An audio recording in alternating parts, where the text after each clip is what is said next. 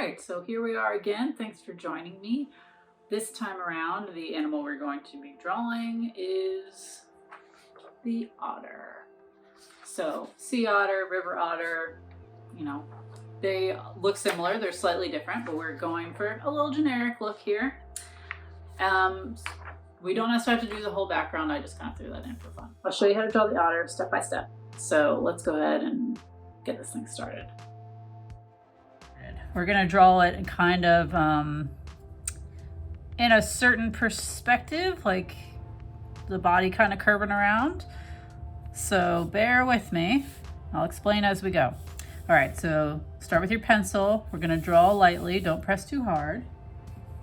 So we'll start by drawing an oval in the middle of our page. That's going to be the body. And okay, it's kind of funky, but from the edge of that, we're gonna come up and do like a hill shape like that. Okay, now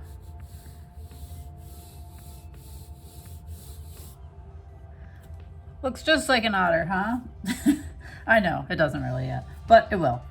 Okay, so now the little otter face is up here.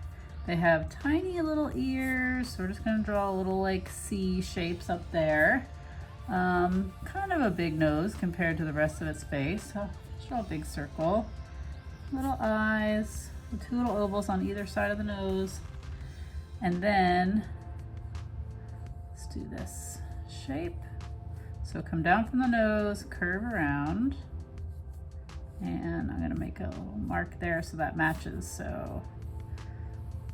Okay, so a lot of what I'm doing in these steps is I'm measuring. I know it seems funny to draw a circle and then a hill shape and all this, but it helps me make sure everything fits with each other so I don't get really deep into drawing on one part of it and it looks really good and then the other part doesn't really match up. So that's what the big shapes are there for. Doesn't mean, you know, that some people think that using the shapes is like, you know, for very, very beginners, but it's for everybody. I've been doing this a long time and I always start out with my simple shapes. Okay, so now we've got the head. Let's draw the eyebrows and curve this around. So this is the body now. It's a little long, so we're gonna make this a little bit flatter down here because this is kind of the belly. And then his body is curving around like that. And behind him is his tail, comes out on the other side there. All right, so the important things that he's still missing are some feet and hands. Kind of the same thing. Okay, so they're kind of like flippers a little bit. And they have these toes. They're webbed.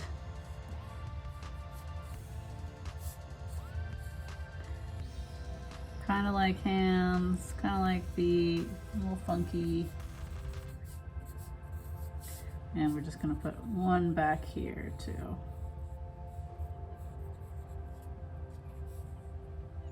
Okay, and then the last little bit, let's give him some long whiskers. Oh, and that little chin. Alrighty. Okay, now for my favorite part. I like to outline. So see, we have all these kind of sketchy lines, and instead of going in and trying to erase, I'm going to draw over this. I'm going to use Sharpie marker because it's what you can more easily see in this video. But for you at home, I would recommend using colored pencil or some other type of marker, or you can just draw over it again with your pencil, much harder. The Sharpie marker sometimes, you know, because that's permanent, it can stain things. So that's not usually the first choice, and you have to make sure you know what you're doing and you have permission to use it. Become a little shaggy, just a little bit. He has been in the water, but he's furry. Okay, give that a moment for it to dry. That can be the only tricky thing with the markers. Sometimes, depending on your marker, it takes longer for some markers to dry. So if you're going to go back and erase your pencil lines, give your drawing a few minutes to dry.